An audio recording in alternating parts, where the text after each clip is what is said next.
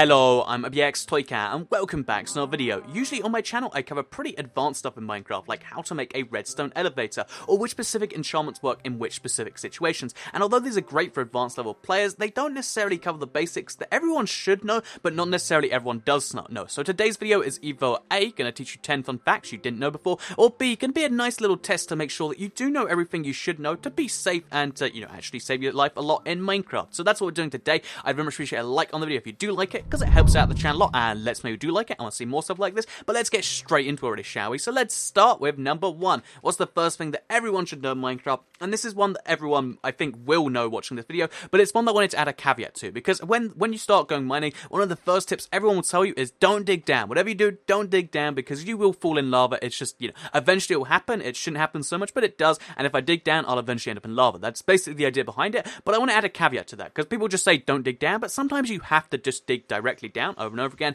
and in those situations, I'd like to say don't dig down unless you really need to, in which case, bring a water bucket, because if you have a water bucket right next to your pickaxe or your shovel or whatever, in my case it's a fist, then you'll see that as I dig down here, I'm just like, okay, I'm just digging down, and it's lava. So what you need to do, you place the water as soon as you can, and it'll make like kind of the 3 blocks around it will all turn into obsidian, and it will give you a little puddle to save yourself in. Sometimes it glitches and you get trapped in obsidian, but it's still better to start suffocating than it is to start being on fire, or you'll still be on fire, but basically the water will put you out, and then you'll be suffocating, and basically what you just need to do is bring a water bucket, and you can save yourself from lava pits a decent amount of the time. Like, it's not a 100% foolproof way not to die, but it will decrease your death rate from being in a lava pit from 100%, because who's going to survive being in lava, to something more like 80% of the time you'll live. And I like those odds a lot better than 0%. So yeah, don't dig down unless you really need to, in which case bring a water bucket. That's the first tip, and like I said, hopefully I save at least one person's life, because when you die in lava, it's not just a regular death, it's a death plus losing all your stuff to fire, and that's terrible. So let's hop out here, shall we?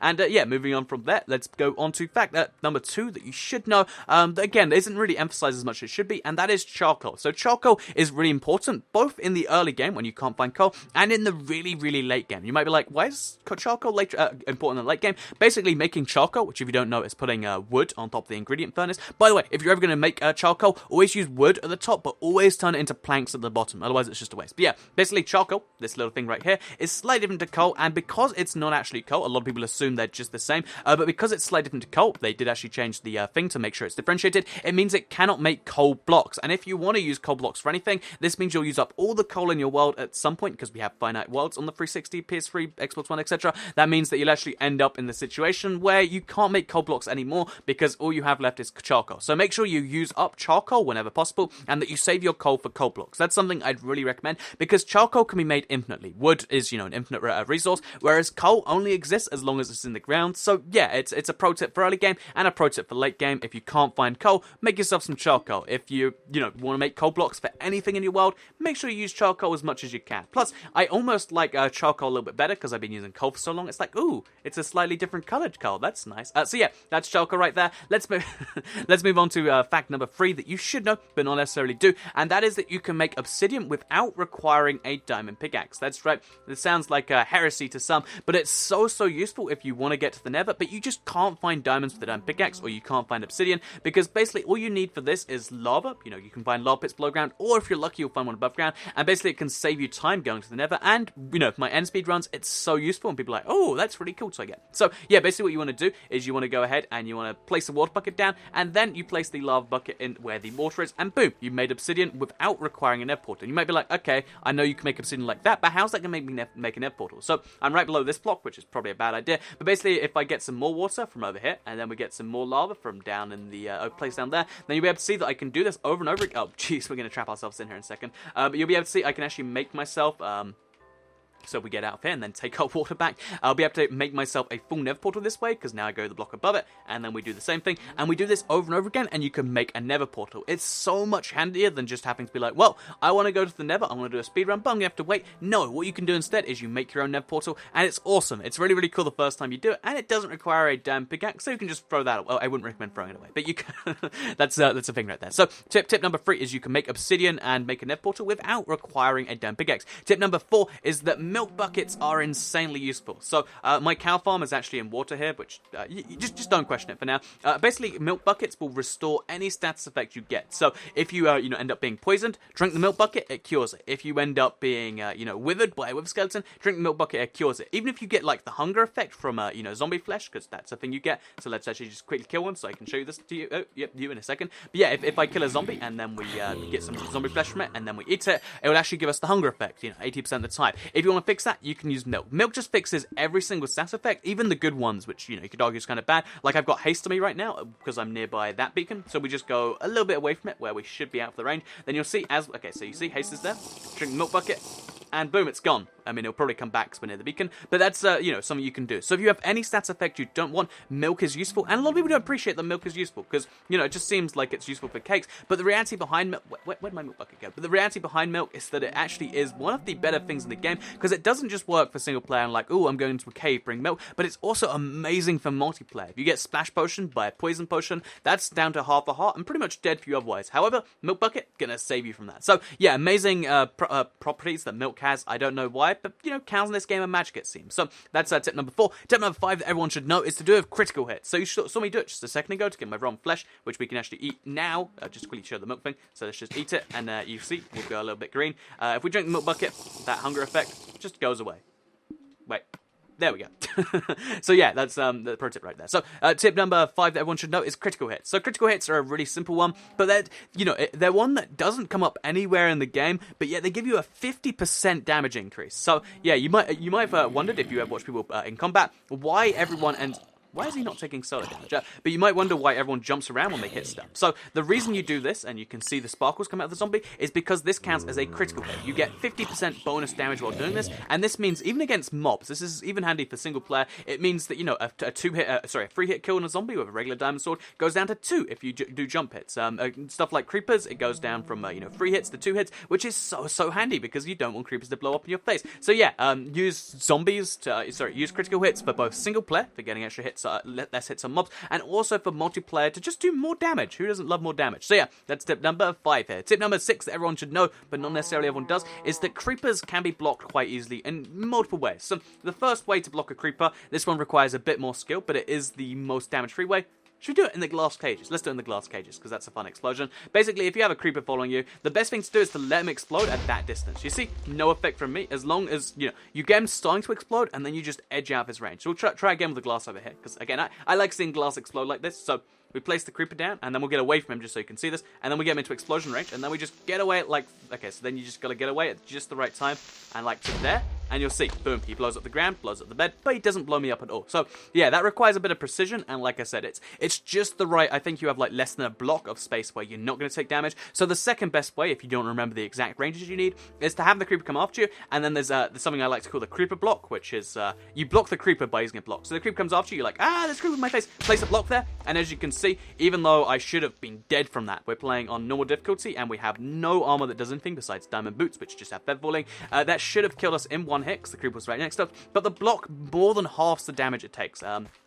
Basically, having a, for reasons that aren't ever truly made clear, basically, just having a single block between you and the creeper absorbs most of the explosion strength. So we'll do this again, so we'll get a little bit further away, except there you can see the block took all of the damage. So yeah, always place a block in front of you, because even if you can do the first technique I mentioned, having that block there is the extra insurance policy, because it means that instead of taking 3 hearts, you'll take half a heart, or something like that. It's really, really insane, and is a pretty useful tip. So yeah, avoid block creepers using blocks, or just block them by getting them at a decent range. So we're going to have a bunch of potholes to fix here, but yeah, that's magical. So let's move on to tip number 7 that you should know about Minecraft, but you might not necessarily know, and this is one that I think is not too widely known, although it's so useful to know about, because basically it's to do with the bow. So bows, as you might know, are a pretty cool item. They fire arrows, and they fire arrows where your crosshair is, right? They drop a little bit, because that's what arrows do, but they go where your crosshair is, right? No. So the crosshair isn't actually a crosshair for your arrows or your swords or anything. In fact, it's slightly off for that. It's meant to just be the center of your screen to keep things stable and stuff. But the thing that's really interesting to me about the bow is the fact that its sights are actually off. So on the console and on PC, it's only off by a little bit. So you'll see if I aim right there, it goes quite a bit to the right, so you can see it's like all the way at the right edge there. But the really interesting thing is on the Pocket Edition, they're just way off. If you try aiming where your crosshairs in the Pocket Edition, you're not going to get anything done. So what you need to do is you need to kind of adjust for this. It's kind of like a gun sight where it's not truly accurate at any range. So you need to be like, okay, at this range, we need to go to the right of the crosshair rather than the center. So you can see if I go like this, then we aim up, we can probably hit where I was just at. We came pretty close. So you can see right there, make sure you know that the crosshair, one, it's not going to be accurate, vertically wise, everyone knows that, but two, it's not accurate on the, the horizontal wise, just for reasons. So yeah, that's that right there. Pro tip for you that might help you out when it comes to both fights. Again, single player or multiplayer. So tip number 8 that everyone should know, and I hope I got that number right, is to do with the best way to get XP. So on the consoles and even on the PC, because you've got an infinite nether, basically we can reset our nether, and even if you can't, nether quartz is the best way to get XP. So the reason for this is because nether quartz gives you the same amount of XP roughly as diamonds. It's a little bit less, but it's roughly the same as diamonds, but yet it's found just as commonly as iron ore, and in the nether you can see so much of it. So if you find a vein of 12 of this, you can see I'm at level 7 right now. Every single one of these we mine, it's going to take us a decent amount up. And bear in mind, you find nether quartz in veins of 10 or 12 sometimes, which means you can get 2 levels for every single vein of it you find, plus you get the valuable nether quartz, which is so useful for building. So yeah, if you ever need to get XP, the best way, regardless of your platform, is to go for nether quartz. It's just such an amazing source of XP, and because you can reset the nether in console, and because it's infinite on PC, it's a never-ending source of just amazing XP, and it's what I actually do on my Let's Play world when I need to just get XP really fast. So yeah, pro tip right there, XP, nether quartz, magic. So moving on from there, let's go on to number 9, the thing that you should know but might not necessarily know, and that is actually to do with the way shears work. So shears are, an item that everyone just thinks, oh yeah, they're for, chopping down the, they're for shearing sheep, and then that's about it. They actually have a second use that not everyone knows about. Well, they're also for vines, which you might not know. But yeah, you can see right here, we just chop down some vines, boom, we get the vines, which you don't otherwise get. But they're also useful for a few other things, which is, one, they're the best way to get rid of, cobwebs. So if you're in PvP, or if you're just, man in mineshaft, you go like this, and boom, you chop down the cobwebs. If you put silk touch on it, you'd actually get the cobweb back, which is pretty cool for survival. But the other cool interesting thing about this is the fact that it's really useful for, blocks of wool. That's right, this tool, it's slightly faster than your fist for wool. Which means if you have a bunch of wool that you're moving around, you might as well put some shears in so that you can actually do this a lot faster. So if I was to break down this thing, for instance, because I wanted to get the wool back, then it'd be much faster to do it with shears than it would be with any other block. And yeah, if you have shears lying around, make sure you use them for both, the vines, for cobwebs, and for wool. So that's shears right there. Pretty cool, pretty magical, and they're the only way to get cobwebs in survival. You have to silk touch them away from mineshaft. So yeah, that's tip number 9. Tip number 10 that I think everyone should know, and this is one that people know to varying degrees, and might not necessarily come up too much. This is one you need to be bearing in mind anytime you jump off any object, because basically it's doing full damage. So we're gonna have to fly up for a second, because basically the way full damage works in Minecraft is every block you fall past the third block gives you an extra half damage. I mean, you can fall a maximum of 23 blocks normally. You can see this is something like 23 blocks in the sky, which means I would die normally. But if you fall in even one deep water, so you see right there, let's try and land in this. Even if you fall in one deep water, despite it not making any logical sense that much water is going to stop that much fall, it takes no damage whatsoever. That's right, all damage, even 200 blocks, is going to be stopped by going through one block of water. That changed recently, it's pretty useful. But one other thing you might not know is the fact that if you fall onto a ladder or onto a vine, even if it's right next to the floor, it can save your life. So even if you just take one of these things with you, it can actually be pretty handy. So for instance, let me just quickly show you right here. So if we just go up to here, let's try and land on the vines. Okay, there you go. And like you said, if you can just find ladders, vines, or water to fall in, you will survive. And it's really cool for PvP situations where you're like, I need to jump off or I'm going to die. If you can just find something like that to survive on, the person following you probably won't, and it'll create a pretty cool situation where you go from being the hunted to, having killed the hunter and having all of this stuff. So pretty useful. And also, pro little tip actually, so if we fall in the water one more time, basically we just scoop this up. What you can actually do, this is an advanced level tip that I love to show off because it's so handy and it will save your life. Keeping the water bucket in your inventory isn't just handy because, the lava situation, but it's also handy because you can be like, okay, I'm falling down. If you just place this at just the right moment, which you can see I just did there, really you can just spam it, but as long as you're spamming it at just the right rate where you'll hit it as you hit the ground, it means that, you don't have to take full damage ever again. If you just make sure that whatever you do, you have, the water bucket on you, you never have to take full damage again. You just double tap it, boom, it's it's back in your inventory, and you're ready to move on. So that's something, again, that people following you probably aren't going to think about. They're just going to be like, I'm going to jump off because I need to finish this guy, and you can kill some people that way. So that's the 10 things you should know about Minecraft. Might not necessarily have known. Hopefully you know about them now, otherwise I probably did a bad job in the video. I'd love to know if you did know about all 10, or if you just knew about 9 or whatever, because like I said, I expect most people to know about most of these, but hopefully if you didn't learn about one, then you learn about it now, or you didn't know if you learned about it now. But yeah, thank you for watching. Like if you did like it, share if you really liked it, and subscribe if you're new around here. I make videos like this every single day on my channel, and if you subscribe, you'll see them daily on your homepage. Thank you all for watching, and I'll see you all in the next one. Goodbye!